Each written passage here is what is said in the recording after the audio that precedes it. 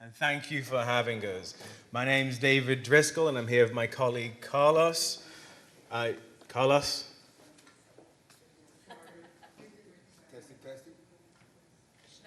There you go. All right, good morning, everyone. So we are both from the Census Kansas 2020 team. We are partnership specialists. We are responsible for different lanes and different regions.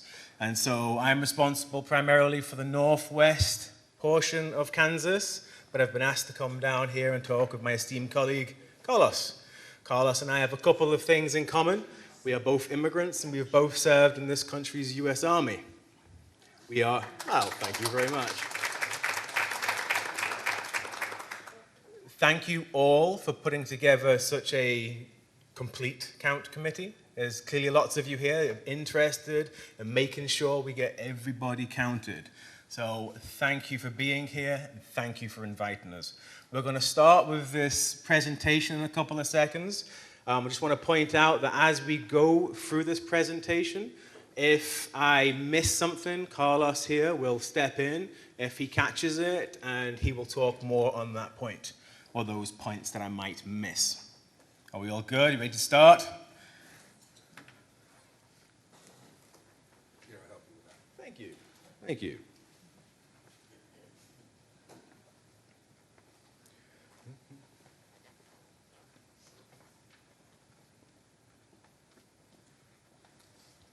Okay, so we have some packets here. I'm going to quickly hand these out. I'm going to start handing those out for me. I only have 16 packets, and I believe there's, 19 of us in this room. And so a couple of you might have to share for now. I brought some extras. I'll start in the back. I will also send these digitally at some point in the near future. Okay, let's begin. Inside those training packets, you're going to have a couple of forms and a guide to what a complete count committee is, and just to help you through the process. So once we've left here, if you want to refer to those packets, you can, but also, you can also call us, of course.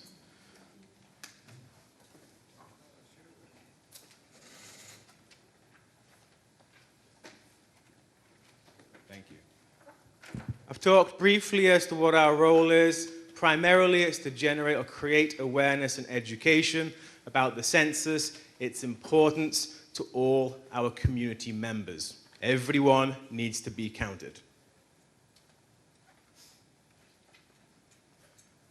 The materials that we use today can be printed in some 13 different languages. Also, for representation, you can call somebody at the census, and there are 13 languages available there for people to talk to somebody with that language. Okay, the census, in fact, if you look at this picture right here, can you see somebody familiar? The tall guy sitting behind to the right of the governor. By the way, we are a non-political. We go everywhere in the state of Kansas. I cover the entire state of Kansas, and my specialty is Latino communities and other minorities. So this happened on April 23rd of last year, and she put together a complete count committee of 50 of her employees, and in those 50, every single one of her secretaries is part of the complete count committee. And basically, she said, you will work with the U.S. Census because it's important for Kansas. So the complete count committee started at the top. And on that point, throughout the state of Kansas, we have a lot of complete count committees, and they're all doing wonderful work to help count their relative communities. So before we go any further, this complete count committee, is it a county-wide regional count committee, or is it city? It's city. Okay, perfect. So within this room here, we should have people representing certain chairs that are displayed on this particular PowerPoint. So I would expect to see somebody from the media. Is that Larry back there, maybe? Oh, no. Hello. Go Chiefs. It should be somebody from your nonprofits communities. Nice. Good representation. It should be somebody from your education. Hello. Are they K through 12 or higher ed? Okay, gotcha. Welcome. You guys are extremely important. I'm on the college board, so maybe I am. There you go. Perfect. Thank you. So, as you can see, within your community, as we progress through this PowerPoint presentation, this training, you will see that you need to identify certain members of your community that are key figures within your community that can help get the awareness message out.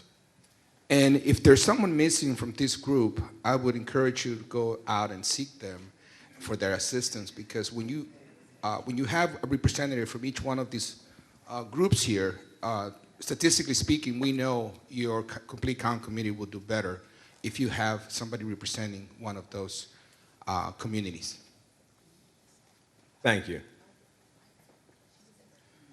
This census, all 22 censuses before this one, they are constitutional. It is a requirement that everybody in the US is counted.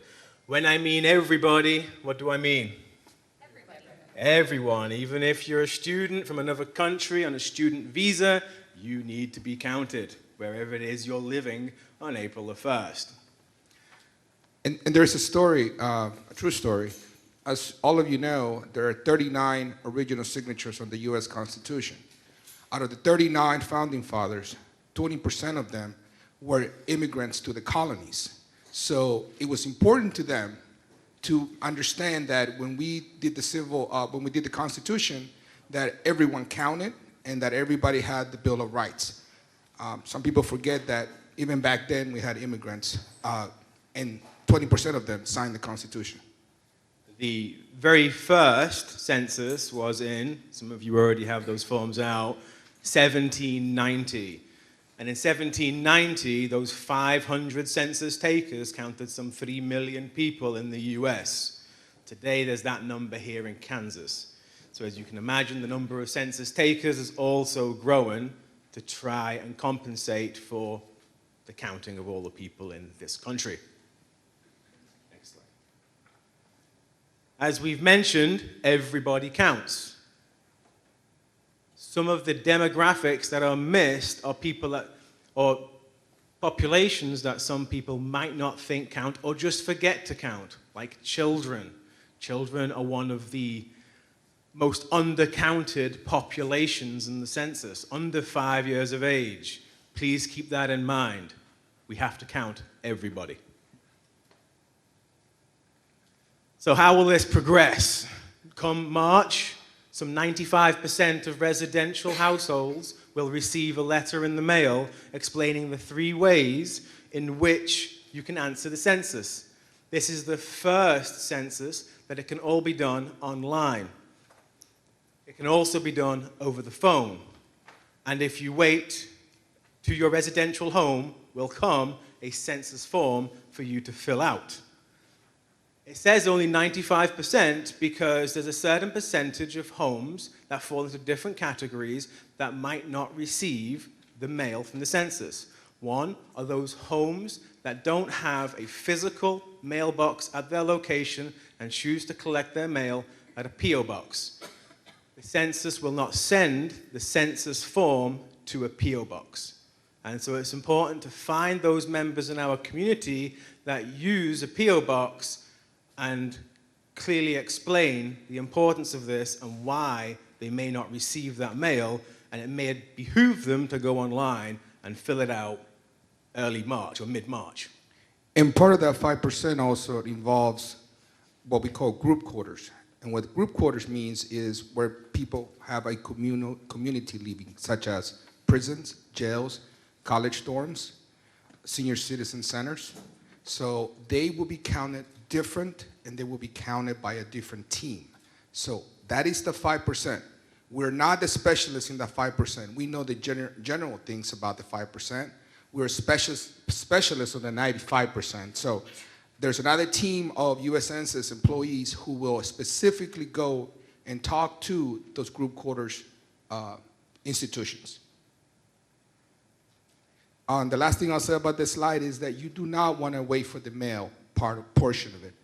We want to save you, the taxpayers, money, And the best way to save money and to do it faster is for you to tell everyone to do it online. Now, there are some people who don't trust the online systems. Maybe they're not good with computers. I'm not very good with computers. So everybody has a cell phone nowadays, right? And everybody makes phone calls. You can do it over the phone. It's that simple. You don't even have to input any of the data. Somebody at the other end will do it for you. And a little bit later, we're going to show you that we can do that by the phone in over 12 different languages. Another benefit to doing this online is the physical mail and the questionnaire, you'll only get 10 continuances. And so in some larger families, there might be more than 10 people living in that abode. And so if you do it online, you have some 99 continuances. So for those bigger households, it would be easier to go online and fill this information out. As you can see on the projector screen here, they are the 10 questions. Back to the analogy of the mobile phone, if you have a mobile phone, you already give this information away on a daily basis. If you've signed up for a mobile phone, you've given more information than what's on this board. Facebook. Facebook. The 10 questions are safe, they're easy, and they're self-response questions. If you don't want to put something on there, don't do it. It is your responsibility to be counted. I normally get a question asked after the presentations, and it normally deals, one of the two questions I normally get is, Carlos, I saw on your presentation that it's a Hispanic origin. Why is it that the census is asking us when we're a melting pot, right? I'll show you. The reason we ask whether you're of Hispanic origin or not is because according to the US Census, Latinos are the only race so far that can either say we are black or we are white. Okay, that is the simple answer. And why is that? I want to show you. We're very diverse. There are 21 Spanish-speaking countries in the world. We're located in North America, Central America, South America, Europe, and Africa. So a lot of people forget how diverse we are. Obviously, those from Guinea Equatorial, Puerto Rico, Cuba, República Dominicana, Venezuela, more likely than not, they will identify themselves as black. In 2015, we won the World Series, and I was having a good time with people over there at the bar in Kansas City, and the players started giving speeches. And they were speaking Spanish. And people asked me around, what language are they talking? I said, they're talking Spanish, but they're African American. No, I said, they're black.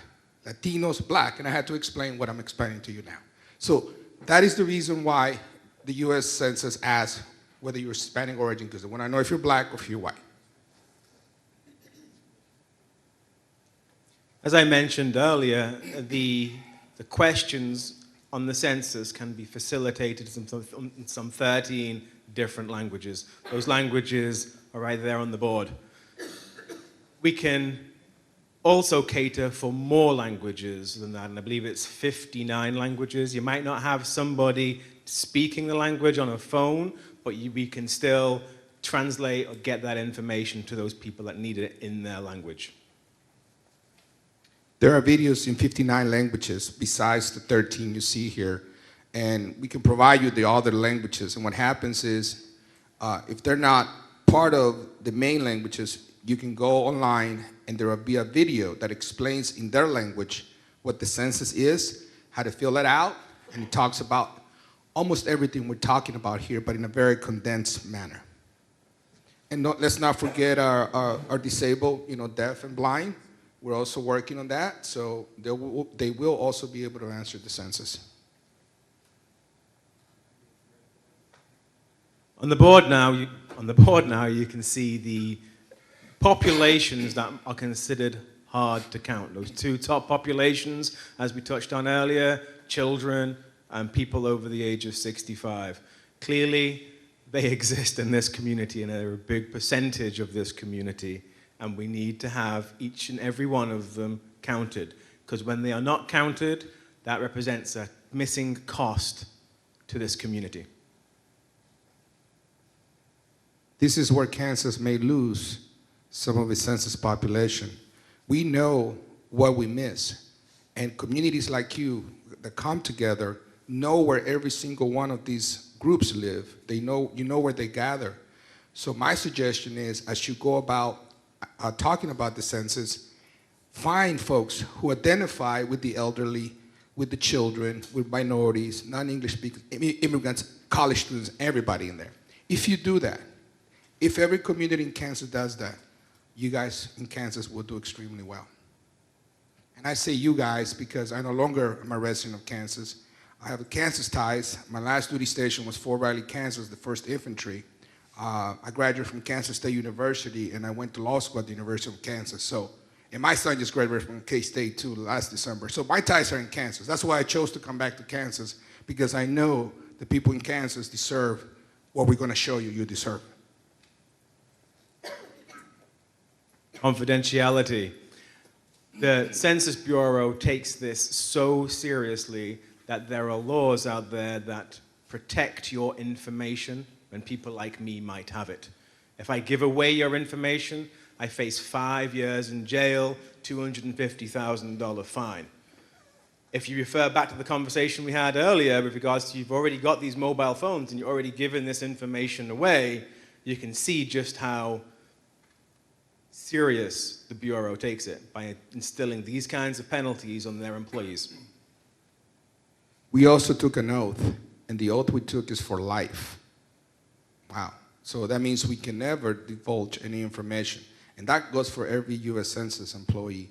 So it does not matter who or what department will ask the U.S. Census to provide information. We will not give it. Whether it's the FBI, the CIA, the DEA, ICE, whomever it is, we will hold to our oath and we will hold the information private.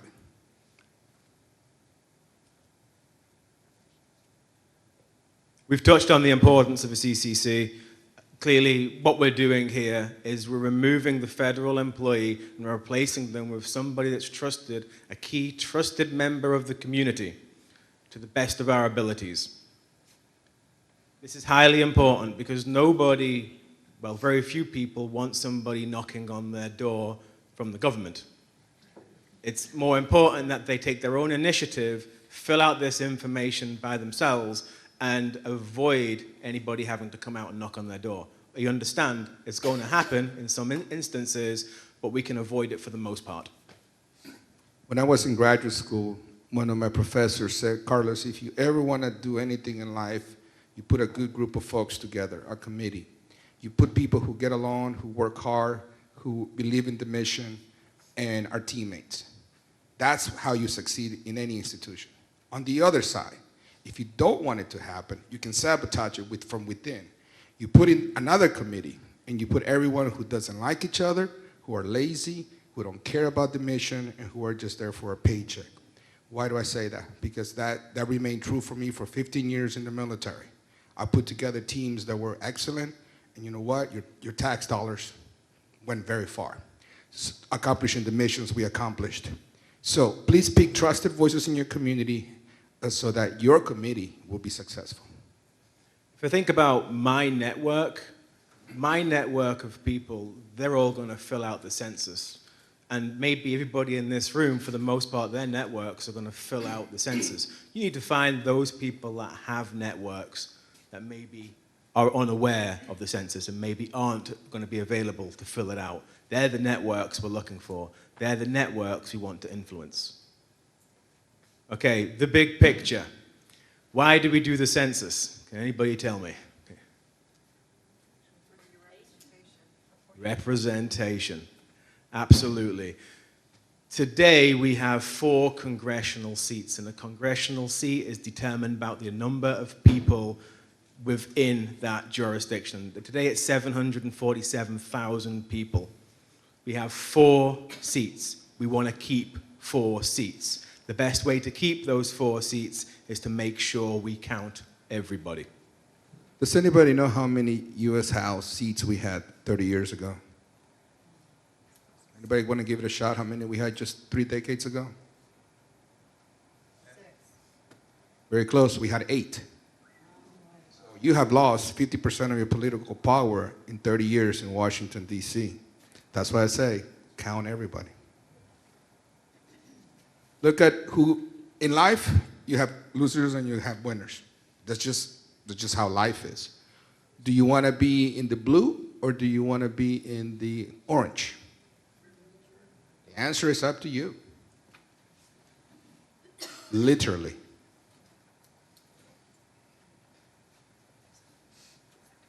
Now, David talked about the U.S. House of Representatives. There are only 435 and it doesn't change. That's why the other slide says winners and losers. But what sometimes we forget is that the U.S. Census is also used for the political power and how it's distributed in the state of Kansas. On one slide, you have the U.S. Senate seats, the Kansas Senate seats and the House Senate seats. And Southwest Kansas, I travel the whole state. One of the things I hear all the time is, Carlos, we don't have enough representation. And I say, I understand that. You want to change that? Count everybody in Southwest. So that's it. Everything is going to change based on the numbers. It is that simple. So if you want more representation in Topeka, count everybody. The numbers we collect during the census determine for the next decade how much the federal government can appropriate for this state. For the last 10 years, it's been just over $6 billion, and that's been going to some 55 federal programs. Up here, these are the top 5 most money-absorbing, money-appropriating federal programs. Every community depends on these programs, from WIC to building highways. There's a list of some of the other 55 federal programs.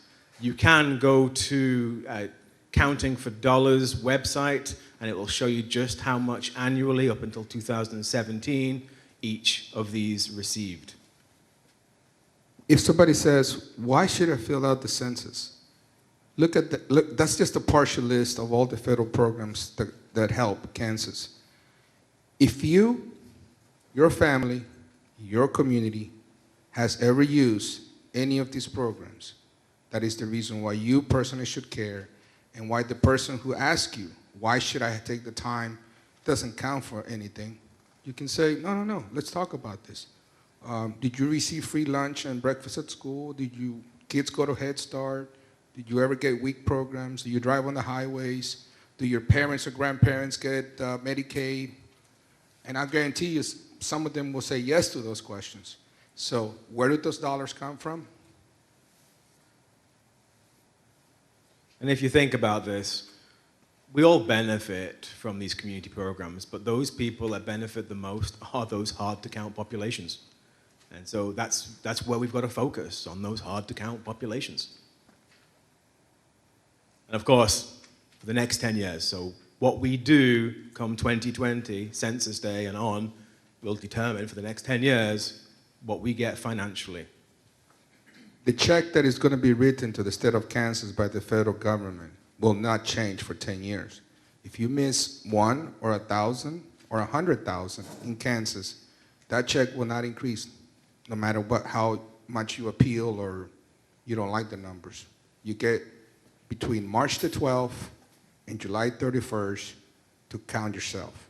After that, the books are closed.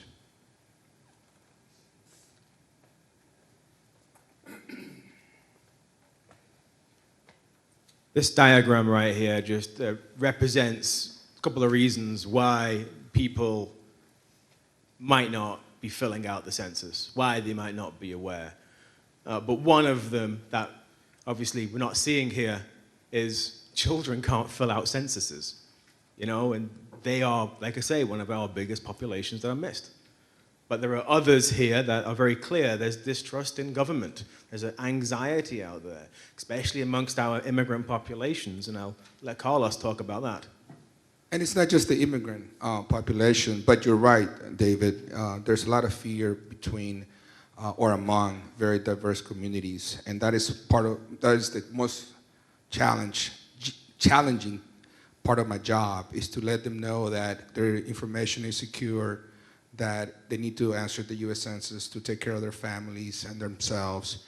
But you know, I also had the pleasure of addressing and teaching every single NAACP in Kansas. There's 11 of them. And the reason I was able to do that is because I met with their board. And I was supposed to give a 10-minute, you know, hey, hello, this is the census. It ended up being 2.5-hour conversation with them. And one thing I will take is the fear that they expressed to me they had by answering the U.S. Census. And I was like, oh my God, I never expected the African American community to be so afraid of the government.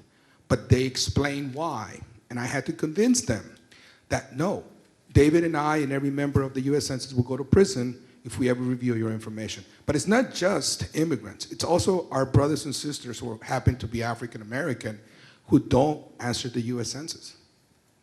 Hopefully this time, with the help of the NAACP and others, we'll get better numbers.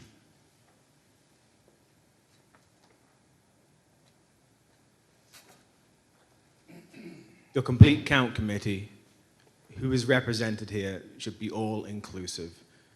If you have people in the Latin American community, there should be somebody here to represent them. Not just, in fact, every member, every portion of our population needs to be represented to some degree in this room. And we put this a second time to remind you of who those groups are. And one thing, I was in Arc City yesterday, in Wichita as well. And again, one of the things I received was the fear factor. And one of the things I told the groups was a lot of immigrant and Latino communities and refugees trust schools and they trust faith-based institutions. I said, if you want to have a conversation with them, and if you haven't had a conversation with them, I highly encourage you to find trusted voices within K through 12 and also your faith-based communities. And I'm glad that they are putting a lot of efforts into those two different groups. Another important point for the anxious people in our community, if you don't want somebody knocking on your door, remember it's a federal requirement that if you haven't filled out your form, your census form, someone's going to come knocking on your door. If you don't want someone knocking on your door, fill out the form. You solve the problem. This is a timeline. Of course, we've got through a third of this almost. Right now, we are still awareness and education. That's our priority. But you're going to have group quarters coming up, ideally sooner rather than later. Ideally, we want to be able to identify all those group quarters that are in your region that you represent. Carlos? Yes, keep in mind 2 dates that are very, very important for you. The census starts officially on March 12th, and it officially ends on July 31st. Those are the 2 dates in between. April 1st is used as a tiebreaker. What do we mean by that? If you have folks who travel a lot, let's say that people travel to the south when it's cold in Kansas, they spend 6 months in Texas, for example. We get a lot of those in South Texas, people from all over the north in cold states. And they go back to their home, Kansas, and they say, Carlos, I cannot tell you where I spent more than 6 months. Here's the tiebreaker. Wherever you are located on April 1st, that's where you count yourself. If you're in Kansas, you count yourself in Kansas. Hopefully you'll be in Kansas, not Texas. So. And come April 1st, the Bureau will have an idea of just how many numerators they actually need to hire to get out there and knock on doors.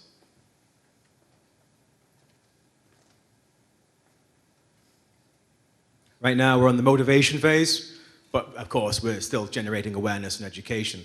But how do you motivate your communities? How do you make sure that your communities are aware of the census and the importance of the census. There are lots of ways we can do this, and we will start talking about those later on in this presentation. Reminder phase, May through July. This can be done in various ways, but of course the cheapest way to do this is through social media. Social media is a great tool, and of course we want to be able to exploit that to the best of its capabilities. And then the thank you phase. Once this is over, come July 31st, we're going to be able to thank all those representatives, those key figures that have helped get that message out there and get everybody counted.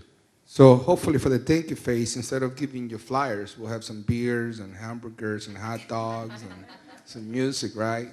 That'll be more fun. But hopefully we'll be celebrating a good count for Kansas, and we're all going to find out. I don't know where I'm going to be when the results come in, but wherever I am, I'm going to be rooting for Kansas.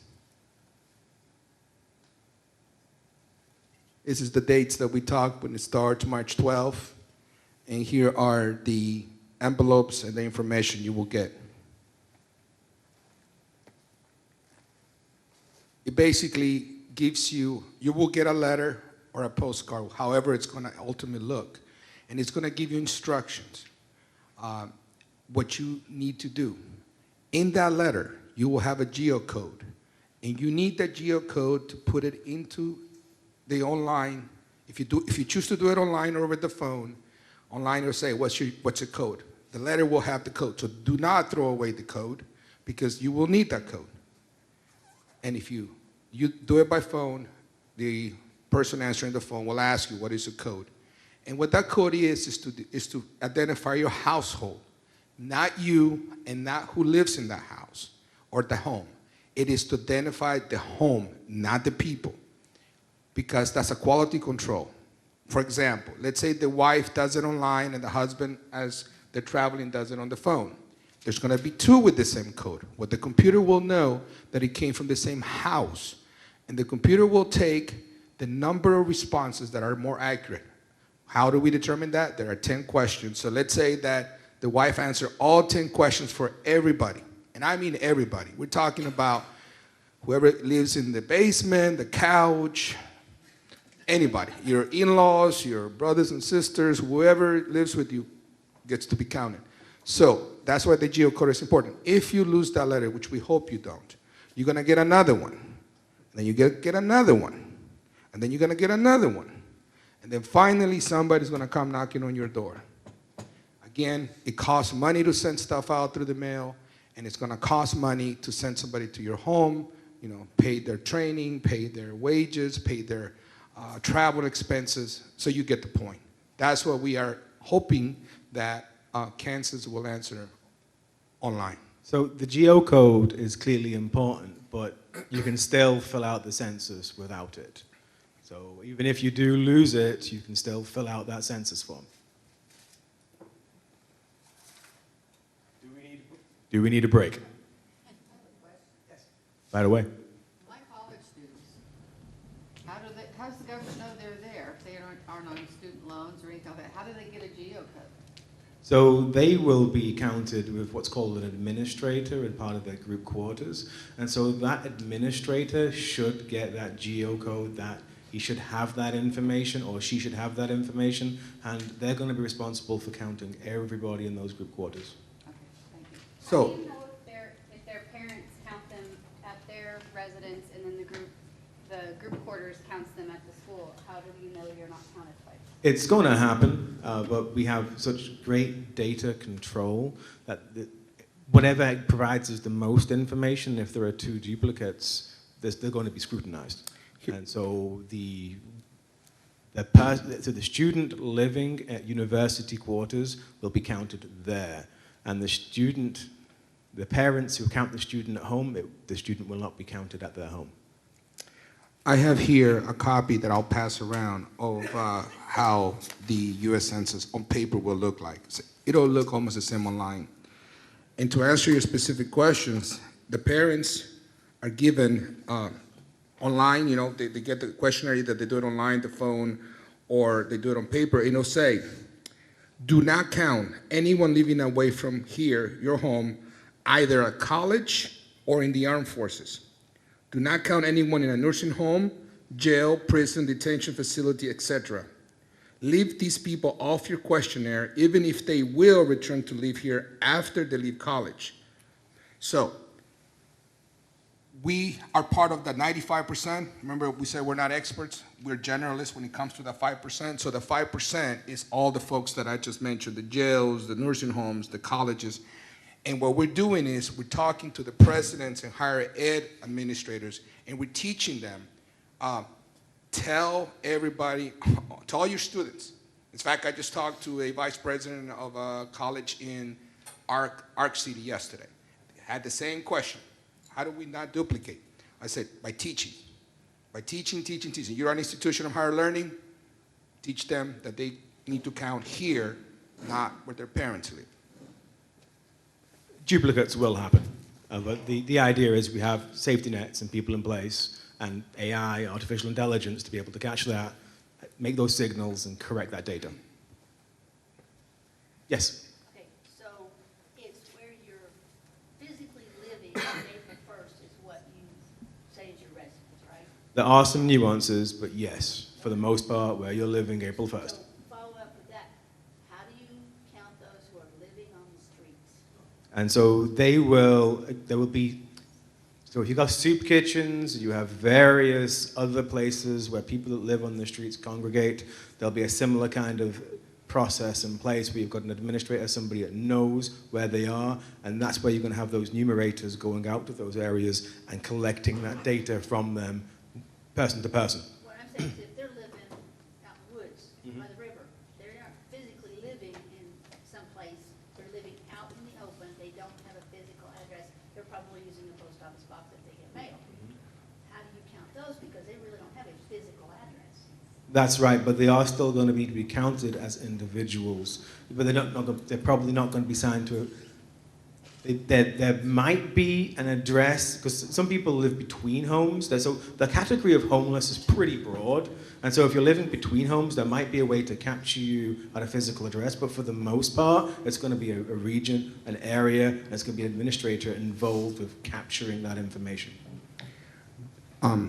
Additionally, there is the 5%, the specialist for group quarters. What they do is they talk to different groups like the soup kitchens and the homeless populations representatives. And what they do is they know where the woods are. They know where they sleep under bridges. They know where they sleep hidden. So what happens is they have an operation. The data is kept secret. And what they do, I'll get you in a second. And what they do is they go out at the times and places where the community leaders have told us, the 5% group, the group quarters, where these individuals are. We don't advertise those dates because we think some homeless people will not want to be counted for different reasons. So, but we still want to count them, okay? Let me explain something further on April 1st. For example, if you have families that got divorced and the mom has the kids 5 days a week, the dad has them too, just as an example, or vice versa. Even if that kid happens to be on April 1st with the dad who only has them for 2 days out of each week, it still counts with mom. It's 50% where you live, and if you are tied 50-50, the tiebreaker is April 1st. But if it's 4 days with mom, 3 days with dad, mom gets to count them. Like, especially in the areas like Kansas City, Missouri, and Kansas City, Kansas, and you know, any border state. That's when it's really important. Yes, ma'am. So we have a special thing that happens every 2 and 4 years here in Montgomery County, which is the refineries turnaround. And they have people that stay here for about 3 to 4 months of the year to do that process, though they will be here on April 1st this year. But this is a transient population. A lot live in RVs, some live in hotels, some live in different rental housing units within an hour's drive of Montgomery County. So how do we get to those people to make sure they understand that they need to count themselves where they are on April 1st? Do we go out to the parking lots with kiosks? Do we go to the post office? Do we go to the hotels? How do we get that message to those people?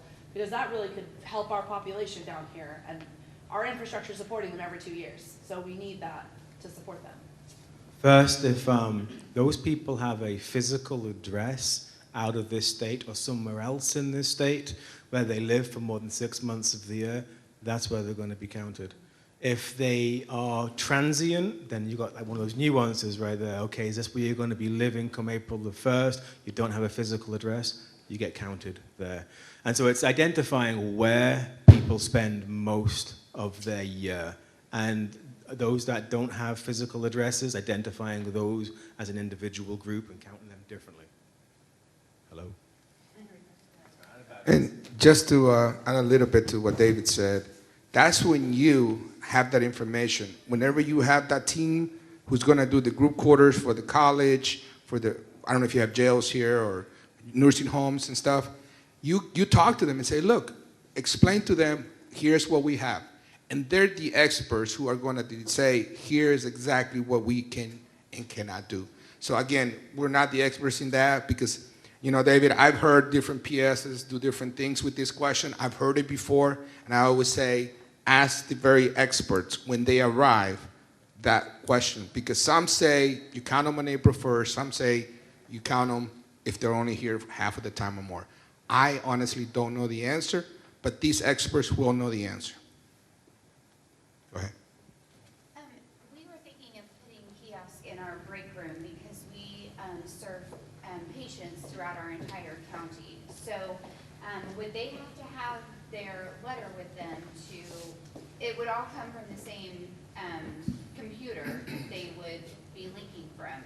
So would they have to have their letter in order to register, or would there be the other forms that? They just need the Geocode, essentially. I mean, they can just, you know, write it down and have it in their pocket or something. Then, as long as you have the Geocode, you're good. But like David said, even if you don't have the Geocode, you can still answer it. But here's what happens: it goes through our review, so it gets delayed, and it becomes a little bit more complicated, and it costs more money to determine, to verify it. But yes. So that's what we're telling people, don't lose your Geocode. Yes? So if they go, so your nursing homes, because you said that's a, Group quarter. that will be under an administrator. They won't have, like each band won't have its own administrator. Correct. What happens is those experts, hopefully, well, not hopefully, we know about where the group quarters are. So they will take the initiative to contact that administrator and say, hey, I'm Carlos, I'm with the U.S. Census. I belong to a special team called group quarters. I'm assigned to your institution. I'd like to talk to you about the best way to count everyone in your institution. Now, there's two general ways they could do it. Again, that expert will determine the ultimate way that it's better for that institution. But that person can say to the administrator, you can either count them administratively, like David said, or if you want to, you can have everybody fill theirs out.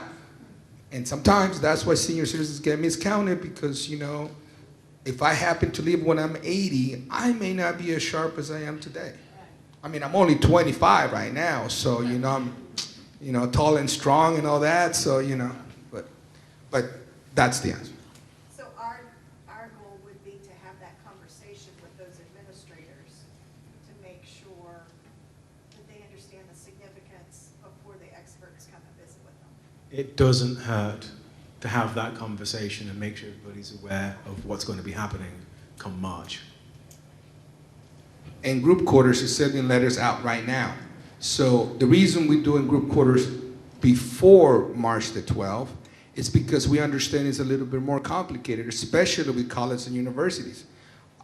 We have different terms. We have quarter system, we have 8-week system, we have traditional semesters. So in fact, in yesterday's meeting, the same vice president for the college had in his hand a letter he got from group quarters. And in it said, we're coming to talk to you.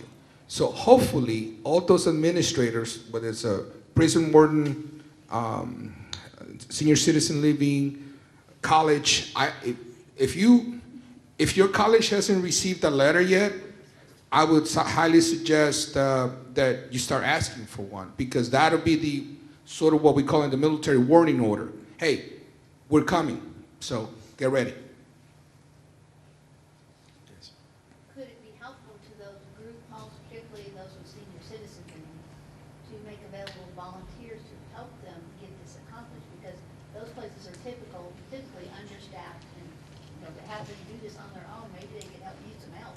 Absolutely. And so what we're going to try and do, we're going to talk about this as well later on, is just setting up action centers or questionnaire assistance centers. And you set them up come the March, mid-March, late March timeframe, and you'd have computers available, you'd have some kind of messaging available so that somebody's on hand, or at least the facilities available for individuals to fill that information out as we get closer to April. Any other questions? I'm sorry.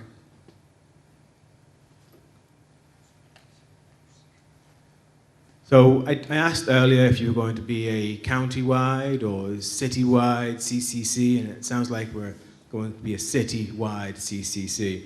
So you really want to be able to identify what that region is, what your area of responsibility is going to be. And we're going to get to some slides in a minute, which is a picture of a GIS system that we use called Roam, and it talks about how many tracks you have here. And I believe you've got 4 or 5 tracks downtown, so you identify who it is you're going to count, what your region is, so that you can move forward with your complete count committee.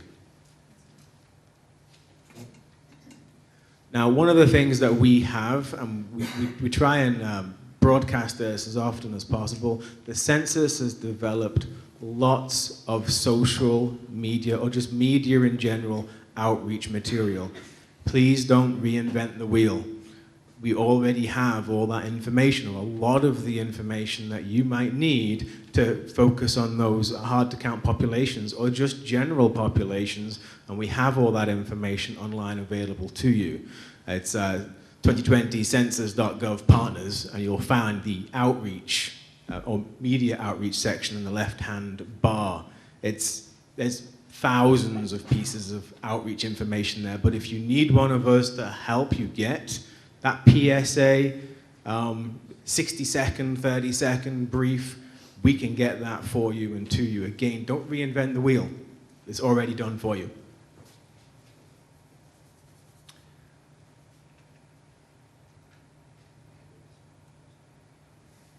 So we're going to move on to that Roam database in a minute, and we're going to talk about using Roam. Hopefully you've got broadband connections here in town, because it does take a lot of data. That Roam is basically an application that's consolidated information from your 2010 census and your American survey in 2013, 2017, and it's given you intuitive information, data about your area. And you can go down to your tract, your census tract, and identify key data entries like your low response score, how your population demographics, how many houses might be unoccupied. And you can check that data, and it'll give you clues and ideas on how to move forward with your CCC, what communities you need to reach out to, how you can better that response score. But also this year the census is doing a little bit of a competitive element, compete amongst yourselves, where in March we're going to have a in-time data analysis of just how many people are signing up the census prior to April the 1st, which is a great tool because you'll be able to see how you're doing compared to 2010. And so all that hard work that you're putting in as a complete count committee, it's going to pay off, and you're going to see it pay off. Hey, David, when you talk about low response locations or tracks, is that what you're talking about over there, the 23.7? And can you explain what that really means for them here? Yes, indeed. And so the darker green color on that Roam screen right there is a census tract. And a census tract is typically a tract with more than 1,200 people in it, less than 12,000 people in it. And those tracts change over time depending on that population. The population changes. Is my voice coming over okay? I'm hearing a lot of feedback on this mic. Okay. And so this highlighted census tract 9505, it'll tell you your population. There's a lot more information available there, just some key data points I pulled from it. And so you're looking at the bottom there, interesting to me, vacant housing, more than 27%. Does that sound right? And so why is that housing vacant? Or is that housing vacant? Are they rental accommodations? Do we know? These are things you want to be able to look into, because they may be, a lot of that percentage might be rental accommodations and having high transition populations moving through them. Again, they need to be counted. They need to be aware they need to be counted. And one of the things that David is emphasizing is, this is what the U.S. Census says this community, this particular part of your community is. But you guys live here. You know whether or not these numbers are right. I have traveled to some locations, some cities and counties in Kansas, and they look at these numbers and say, Carlos, those numbers are not right, because we've had an explosion. Like a meat packing company opened 2 years ago. Well, 2 years ago, these numbers came from, I believe, 2017 or 2018. Depending on when that happened. The point is that you know your community better than anyone else. So you know if people are coming in or people are leaving. So this just gives you an idea of where the U.S. Census thinks we are. But the number that's really, really important for you is the low response score. Because that says our calculations have determined that in Independence, Kansas, in tract number 9505, 23% plus of those people living there will not answer the U.S. Census. So you do your math and you determine what is that going to mean for your city, for your county, for the next 10 years. So when David talks about Rome, it is an excellent tool.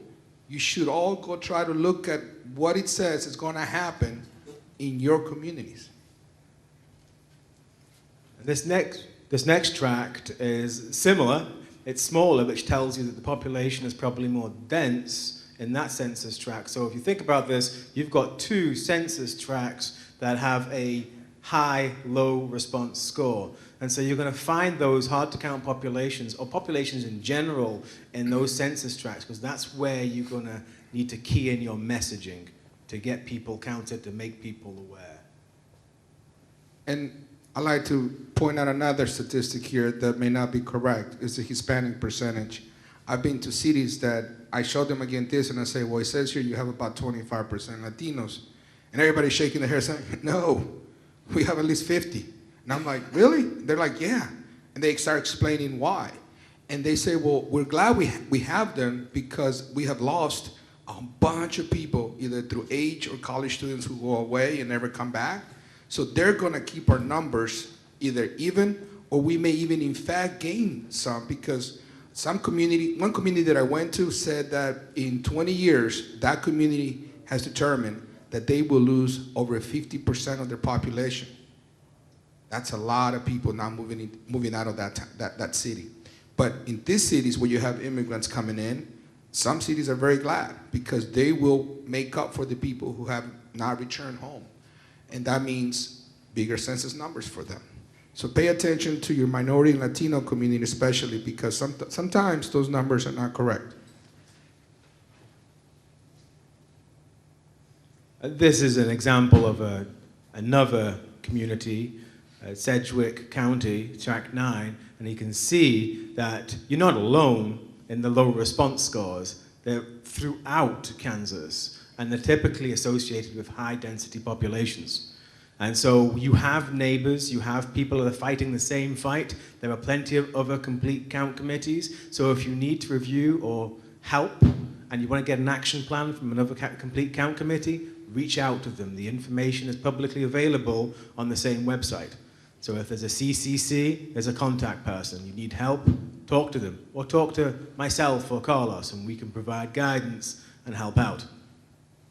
We met with the mayor of Wichita last year, and we explained to him and the staff these numbers, and we explained what 31% means for Sedgwick County, and we showed him all the different tracks he had. You know what his response was? Oh my goodness. Here's what we're gonna do. I'm gonna bring in 68 of my employees from all the groups we show you, the complete count committee. And I thought he was kidding. He brought over 70. We had a group that it was like, sometimes people had to stand up because they were not seats enough sometimes. Anyway, point is this, he got it. I told the mayor, sir, you are the biggest city in the state of Kansas. You have the most minorities in the state of Kansas. Second is Wyandotte County. Third is Southwest Kansas. Fourth is Johnson County. So I said, if Wichita fails, it will mean a tremendous hit to the state of Kansas. He brought in 70 of his employees to get the training. And I tell you what, Wichita is doing excellent job. They will not let that 31% go on.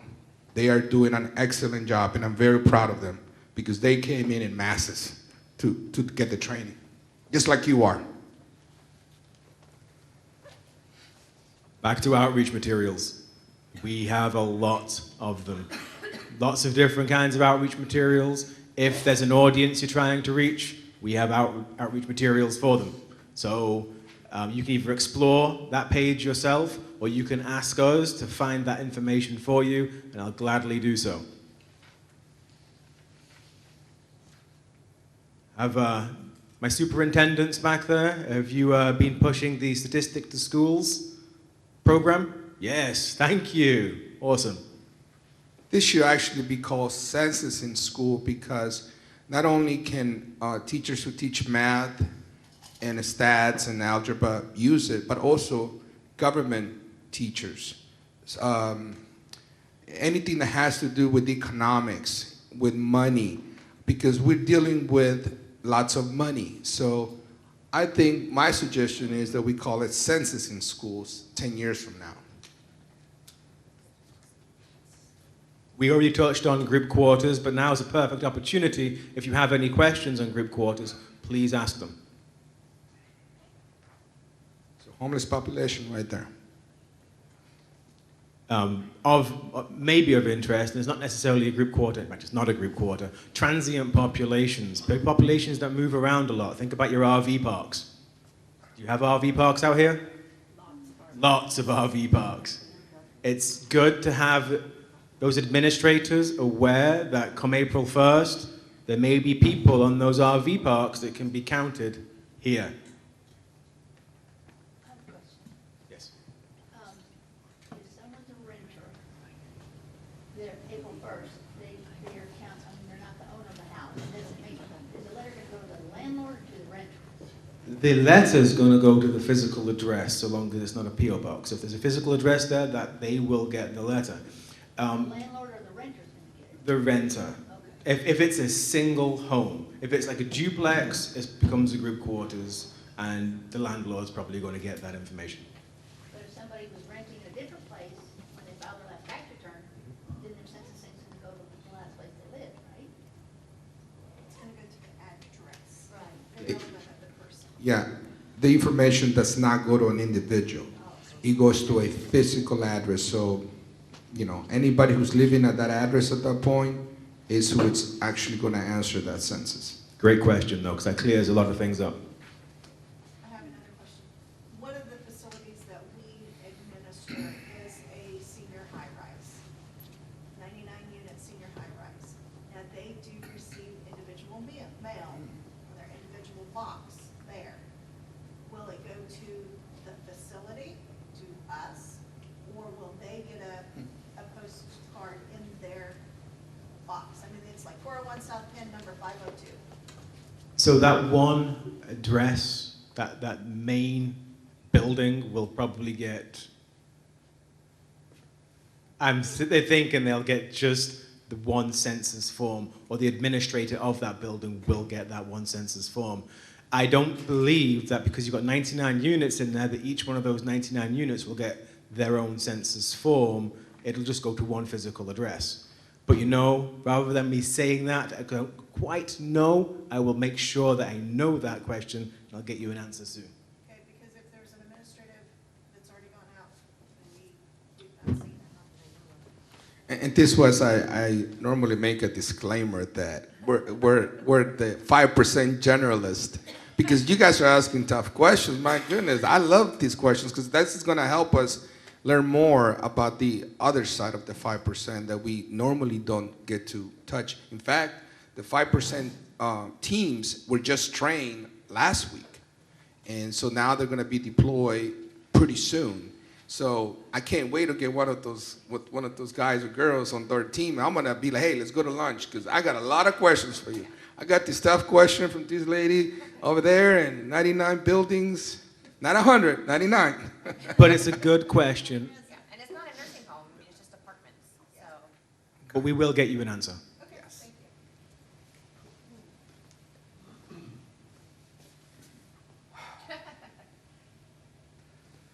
Has anybody filled out the online form? And thank you very much. We are still looking for people to sign up to be census takers. We're hoping that this online census, fill in your information online, is going to revolutionize the census, and everybody's going to fill it out before April 1st, but I'm being optimistic. Likelihood is we're still going to need a lot of people to go out knocking on doors. You know, David and I have traveled separately for the military to different countries. And I know probably David feels just like me. It's always very nice to come home, wherever home is in America. And one of the things that I always know is that Americans help each other, and we do a lot of volunteer work. Well, this is it is civic service to count everybody, because it is civic service. But for those of you who like to volunteer, we have to pay you. We really do, because you have to get the training, and you have to be sworn in, and you have to take the same oath, and we have to scare you with going to prison if you reveal that information. But you know what? You volunteer a lot. Americans are probably the country that volunteers the most for various causes. Volunteer for this. But you know what? If you don't want the check, I'll give you my address. You endorse it to me, and I'll take the problem off your hands. Will you take the responsibility as well in the criminal sentence? No. I'm gonna have you sign a release what do you call that release that I'm harmless. I should know the term. A harmless, and then you can send a check to me. As a donation, of course.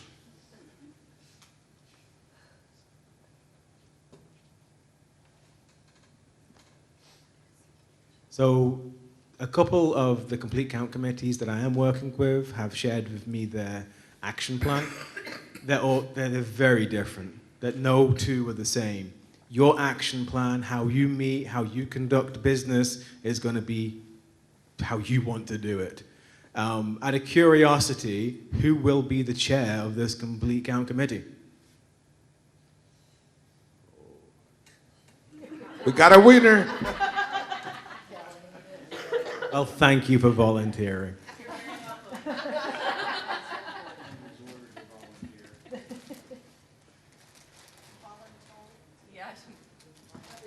Looks like you are the winner.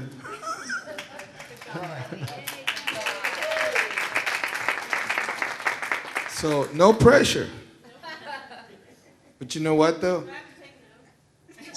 No, you don't have to unless you work for us. But here you go. You're welcome. So now you're official. Oh, okay. Pen and paper. I mean, we just need the paper. We got the pen, the pencil, and the thing to wear around your neck.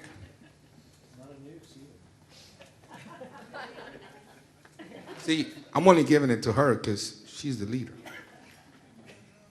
No, you're all leaders because every one of you can make a significant difference.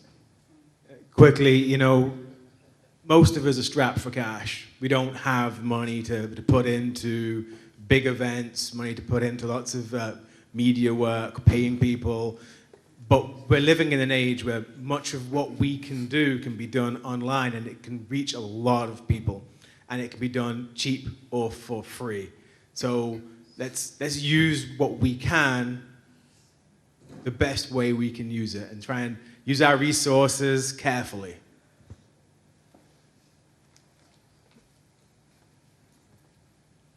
While we are coming to a close here, does anybody have any questions? Please fire away.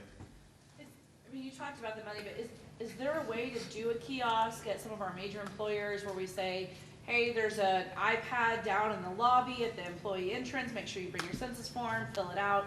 Is that something that's available to our community that we can apply for a grant to get some of those, or who does that, or is that possible? There are a couple of organizations out there that do provide granting opportunities. The League of Municipalities is one of them. There may be others, but I cannot recall offhand. With regards to what you're asking for, you tend to find within your community organizations will actually donate the space, donate the time, donate those resources.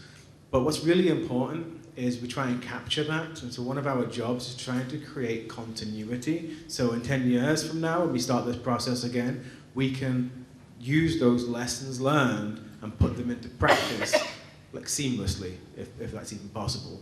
And so when you're going about your business and you're getting donations, keep us informed. Let us know what's going on. If there's a cost associated with it and you've come out of pocket or an organization is donating it, find that cost, let us know. We can capture that data and we can paint a picture of just how well our community members are working and how hard they're working to do this job, to make this happen and to get everybody counted. This is just an example that goes to your question, just an example.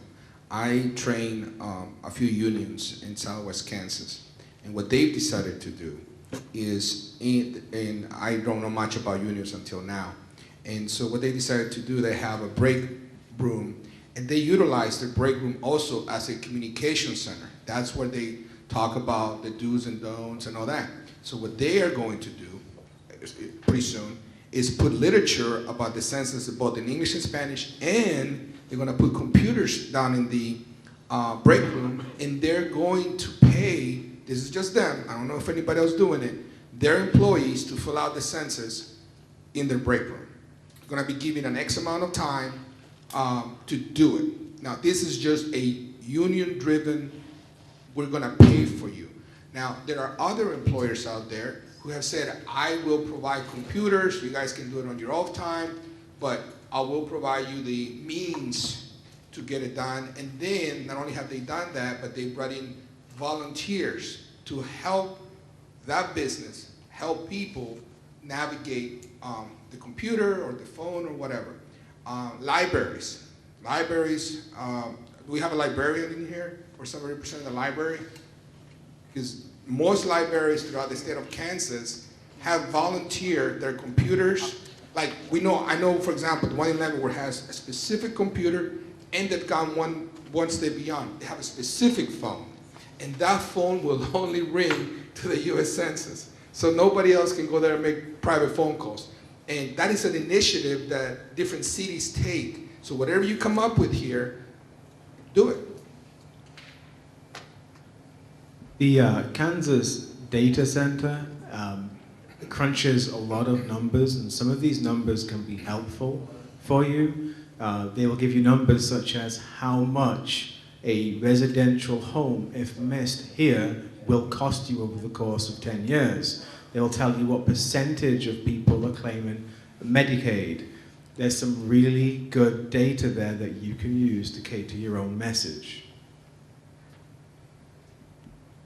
Now, if it's easier, this PowerPoint presentation can be simply shared with everybody here, so you don't have to take pictures or write down that information. I highly encourage you to see what David is talking about. The League of Municipalities has actually specific numbers for parts of Kansas. And Data Center has wonderful information. And I work with the Mid-America Regional Council. That one is a special group of folks who meet in Kansas City, Missouri. Now, we're not allowed to cross into Kansas City, Missouri. This is the exception. Why? Because they represent people from the Kansas side and from the Missouri side, and they are a very good source of information. The Johnson County Complete Count Committee also has done a lot of work. The reason I'm telling you this is because these are big, well-funded groups who have put out a lot of information, and they don't mind sharing. They have it open for, and they've told me, Carlos, tell everybody, come take our stuff and use it however they want. And you know what? They've done a lot of work. And you can get great ideas of how you can copy whatever they're doing because they already did the work. All you gotta do is look up what they're doing and adopt it to your community.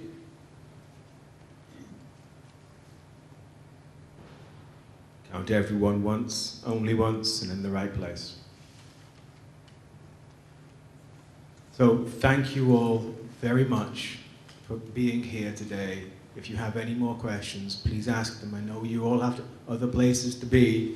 If you can't ask your questions now, pick up the phone, give me a call, or swing by, get a business card from me.